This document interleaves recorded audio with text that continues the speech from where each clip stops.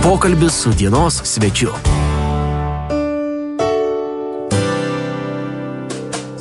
Kągi, laidoje dienos svečias mes šiandien kalbinsime muzikantą ir atlikėją Tadą Vilčinską. Labą dieną, Tadai. Labą dieną. Kaip gyvuojate? Labai liuks, ačiū. Labai liuks. Atostogaujate ar ne? Ar dabar pats darbymetis jums? Dabar yra iš tikrųjų oficialios atostogos man iki pat rugpjūčio, gal vidurio, bet darbų taip pas mane Sočiai, aš nuo ryto iki vakaro sėdžiu prie muzikos kūrybos, tai man tokios atostogos kaip ir beveik nėra. Supratau. Na kągi, pradėkime mūsų nuostabų pokalbį, ar ne? Sakykit, Tadai, kokia buvo jūsų muzikinės karjeros pradžia? Beveik visą vaikystę turbūt dainavau su tėčiu, grįžtu namo, mama pro langą ir taip toliau tas dainelės. Tikrai daug savo vaikystės metų praleidau koncertų salėse su tėčiu dainuodamas. Yra, sakyčiau, dalykų, kurie turbūt įstringa visam gyvenimui. Tai nuo pat mažens pradėjote, taip sakant, giedoti ir visus vesti iš kantrybės savo dainavimą, nes taip dažniausiai būna. Nu, nežinau, kiek ten iš kantrybės, aš dar mažas buvau tuomet. Juokauju, žinoma, aišku. Kodėl, Tadai, būtent pasirinkote, žinau, kad grojate instrumentu ir labai ganėtinai, tokiu, galbūt jaunimas, nežinau, renkasi tokius instrumentus, kontrabosą. Aš iš tikrųjų kažkada labai norėjau groti violončelę, bet taip susiklostė, kad aš violončelę sugalvojau per vėlai groti ir artimiausias instrumentas buvo kontrabosas, kuriuo aš galėjau pasirinkti. Mane priėmė tenai laisvai. Nesirinkote kažkodėl fortepijono, gitaros, kaip dabar populiaru? Aš fortepijonu grojau vaikas būdamas kažkur tai iki gal 15 metų, taip maždaug, bet nežinau, man tas instrumentas neypatingai prigijo turbūt. Labiau pasirinkot kontrabosą, klasikinį instrumentą?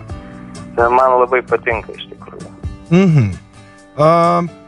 Ar galvojate iš tikrųjų, iškeisti savo kontrabosą į kitą instrumentą? Ar svarstėte kada nors tokią galimybę? Ne, visiškai. Per daug metų yra praleista besimokant. Aš jau turbūt groju jo gal kokie 13 metų, gal 14. Tai jau tiesiog per daug sudėta darbo ir tikrai nekeisiu. Supratau. Žinau, kad tu, Tadai, groji taip pat orkestre, netgi 2 orkestruose, ar ne? Taip. Papasakokite apie darbą orkestre. Ar tai iš tikrųjų yra labai sudėtinga, nes dauguma žmonių net neįsivaizduoja, koks tas darbas orkestre? Pradžioj tai tikrai yra sudėtinga. Tu gali išmokti labai gerai solo grot, labai idealiai visas natas pasažus išgrot, bet atsisėsi į orkestrą ir tau reikės pagrot porą natų ten, kur reikia, vietoj tiesiog. Ir tu gali jų nepagrot. Vienos natos kokios tiesiog. Tiesiog yra įpročio reikalas, tu turi suprasti dirigentą, matyti natas. O ar teko orkestre, begrojant, patirti kokiu nors, kaip čia net nežinau pavadinti, tokių juokingų nutikimų? Žinote, būna, kad kartais dirigentas apšaukia, ar tiesiog pamirštate natas, ar kažkas panašaus? Taip, ten turbūt kiekviena repeticija tas būna.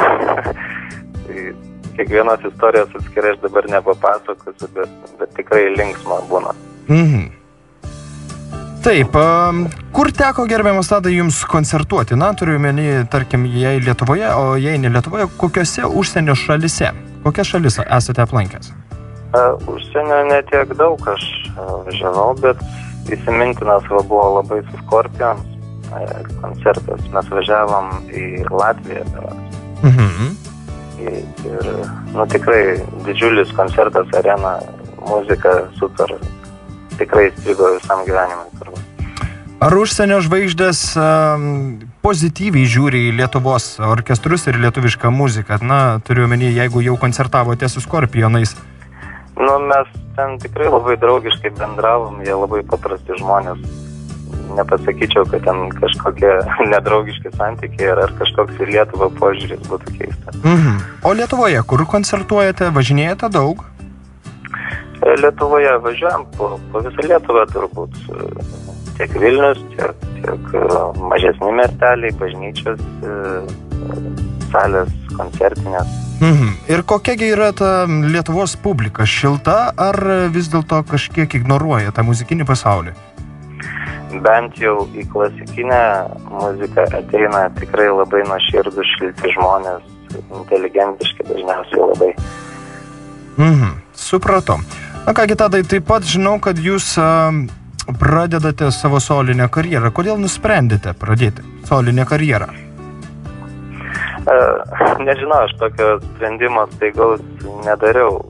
Tiesiog nesivaikau to pigaus populiarumo. Tiesiog kiekvienas turbūt ieško savęs kažkurioje srityje, kaip save realizuoti. Aš save radau muzikai. Man patinka kur dainas, koncertuoti įvairiose miestų šventės ir panašiai. O kai matau, kad žmonėm mano dainos tikrai patinka, nors daugelis girdi turbūt vos pirmą kartą. Tuomet visą tai gauna kažkokią prasmę, norą eiti šiuo keliu ir toliau. Tai nepabijojot, kaip sakant, imti solinės karjeros ir žengėt drąsų žingsnį? Nežinau, aš to drąsų žingsnį nepavadinčiau. Tiesiog tai darau, kas man labai patinka, kas širdžiai miela. Na kągi, gerbėmieji klausytojai, mes su Tadu dar būtinai pakalbėsime, aptarsime apie jo naują išleistą kūrinį, kur sustoja laikas, o dabar kviečiu pasiklausyti muzikos ir išeiti į trumpą muzikinę pauzę. Pokalbis su dienos svečiu.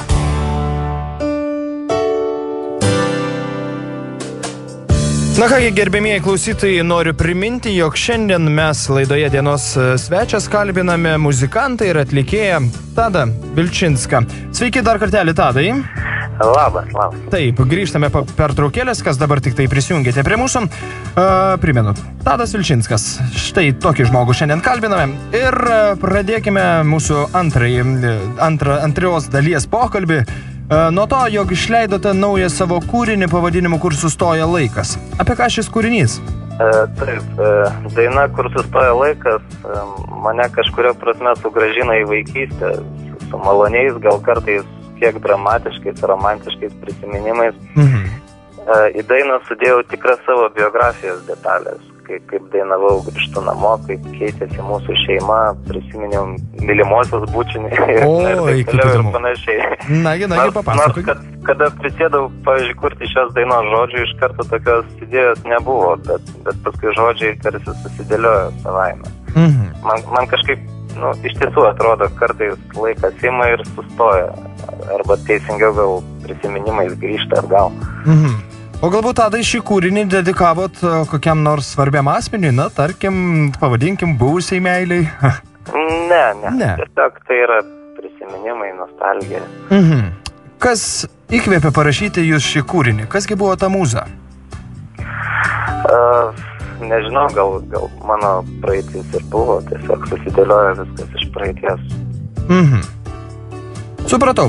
Kągi, žinau, kad iš tikrųjų nuo pat mažens jūsų visą muzikinę karjerą seka jūsų tėvelis Arvydas Vilčinskas. Ar iš tikrųjų jis turėjo kokią įtaką jūsų muzikiniai karjerai?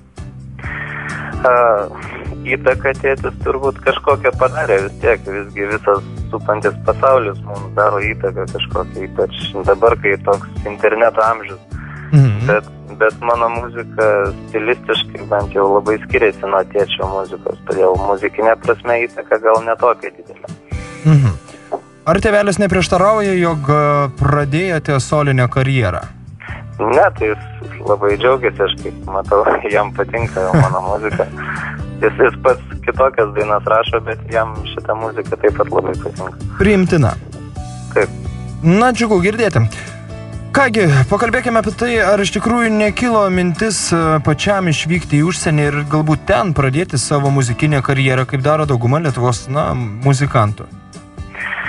Į užsienį vykti bent jau gyvent, tai minčių nebuvo. Visgi Lietuva yra ta šalis, kurioje aš save matau. Pasisvečiuot taip buvo minčių ir buvau, bet tik negyvent. Tai neplanuojate palikti brangiosios tėvynės Lietuvos ir tikrai ne. Kelsite muzikos kultūrą čia? Na, jeigu taip jau galima drąsiai pasakyti, tada taip. Taip, ar turite kokių kitų muzikinių planų? Ir jeigu turite, kokie jie iš tikrųjų?